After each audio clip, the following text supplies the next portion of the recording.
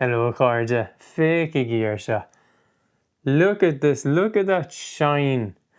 The only problem is that this is the original gaeilge poster that I've created for our new starter kit. Now, the starter kit is called gaeilge, which means, first of all, the starter kit is made up of a booklet about the gaeilge method that we've been doing over the past few years at Bite Size Irish, plus a digital download of my poster.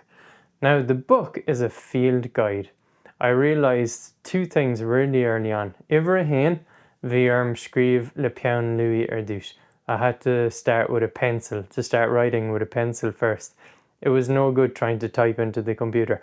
Agus Ivra do was, I forget right now, and Ivra do bhí scríb as gaeilge douche. I had to start in Irish and then we translated it, and it's a bilingual booklet for achieving gaeilge in your life. It's reflective, it invites you to go deep into the soul journey with gaeilge.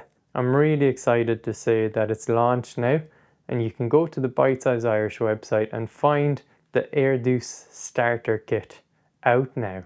And I always have to finish with gaeilge gach lá.